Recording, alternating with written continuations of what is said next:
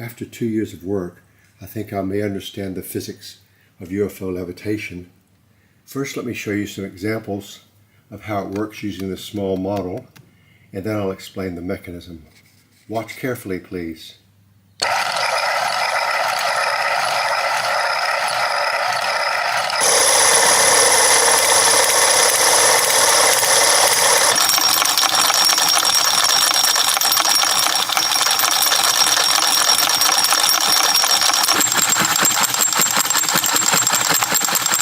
Now, where did I get all the information to figure this out and build such a complex model? Well, over the years, 30 years, there have been a lot of crop pictures which are actually made by friendly aliens, not by rope and boards, and they give lots of technical diagrams saying how it works. Here's one huge thing. These are people standing inside, and it shows something going up through a ring. And here's another one, shows something spinning in two directions and again going up on a pole. So with a little study, we can figure out what those means. There've been like 50 crop pictures of this kind, so we have a lot of information. Now, for teaching purposes today, we're going to demonstrate how this model works using these two diagrams of the crop pictures just shown, and a very simple 50mm magnet with a 20mm hole in the middle.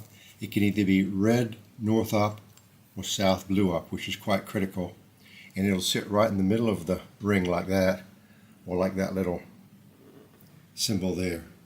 Secondly, we need to understand that 50mm magnet is sort of held in place in the plane by those four north magnets like that. And you can see it here. It's sort of held in the same plane as these other magnets outside. Furthermore, if we start these two objects spinning, the blue magnet one way and the red magnet the other way, the little magnet can go down or up on a pole. Up or down on this pole. So here we have our pole, and it can go up or down while these two objects are spinning or counter-spinning. So let's just see how that works, as it may be very relevant to UFO physics. Next, we're going to start those four north magnets spinning anti-clockwise around a stainless steel tube which holds the 50mm magnet in its center on an 8mm stainless steel rod and a 20mm hole. Let's spin those a little faster. The spin motions coming from these 6-wire coils here, which have 3-phase wire power as UVW, UVW. Okay, that's step one. We've got the flywheel spinning counterclockwise. Now we're going to turn on power to 3 other wire coils which are sitting below there. We have 9 wire coils in total. Okay. It's called flat spin. It's spinning clockwise, while the flywheel around it is going anti-clockwise. Now what happens is, when we turn up the power, that fast spinning magnet has trouble spinning in the same plane, so it goes down. So it actually goes up and down in a periodic fashion, like a piston stroke, or like a squid. Look at that. See, up and down and up. And that upward force, maybe it will drive UFO levitation. Let's go a little faster.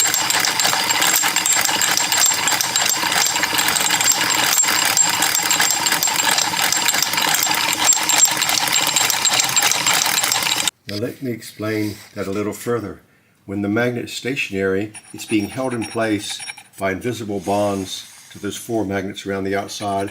It just floats there and level. And also you see it's being pulled to the magnets on either side. So those magnets will try to make it wobble a bit, and they actually hold it in place. You can see as we add 3-phase power, at first it doesn't spin at all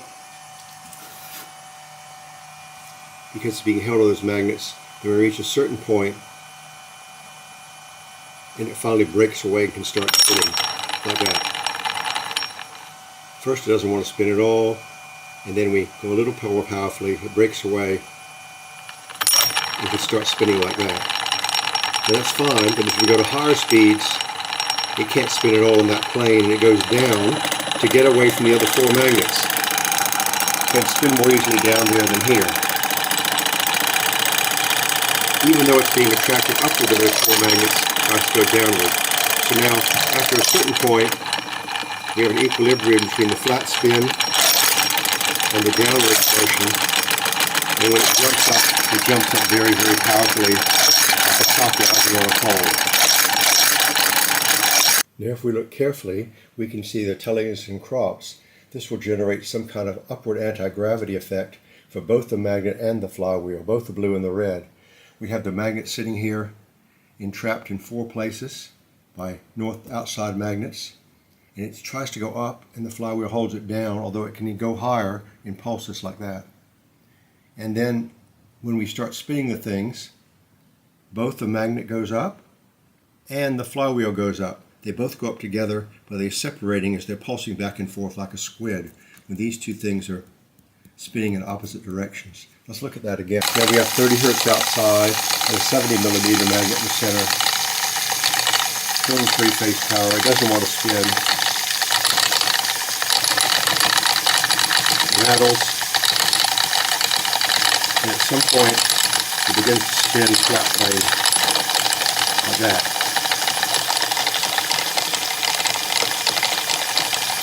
Clockwise inside, anti-clockwise outside. As we increase the power further,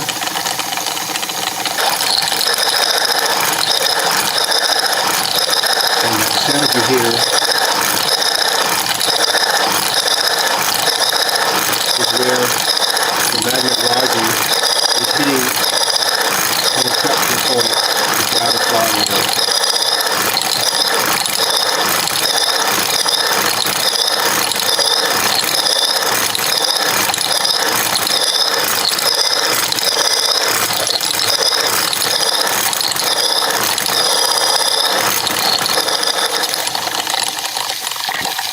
A very powerful upward force, and that can easily lift UFO levitation. We just have to measure it on a scale. Now, just incidentally, we have a lot of information drawn in crops by aliens telling us how to do this. Not just what I've shown you, but a lot more. Here, for example, is a magnet wobbling in flat spin around an axis pole with a stainless steel tube there, and 1, 2, 3 coils around the outside which make it spin by 3-phase power. Here we have a disc magnet rising up on a pole, and it goes through the center of a counter-spinning flywheel with 1, 2, 3 power and lifts up like for UFO in flight. Here we have 6-wire coils like this, and they have magnets spinning over them in both directions. See, these crop pictures are drawn next to one another, and it makes it lift up like a UFO. And you can see those 6-wire coils right here, and we have 3-wire coils below.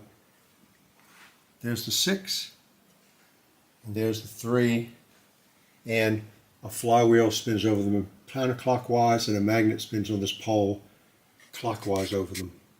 Now some people might ask, how do you know how many magnets to put on this flywheel that's counter-spinning around the central magnet, which is going clockwise? Well, Edwin Furr was a contactee, and in Canada he saw a UFO spinning with 4 magnets as it rose up, exactly as the same as the 4 magnets we have here.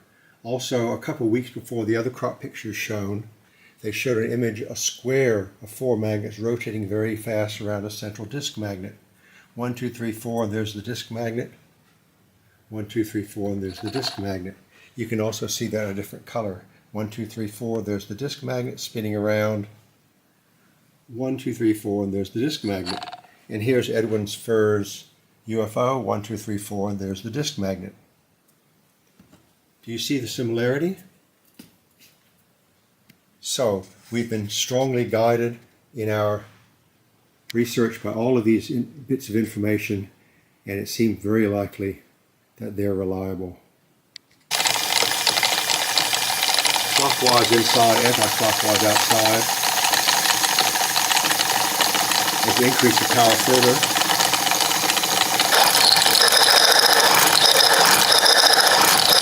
and the sound you hear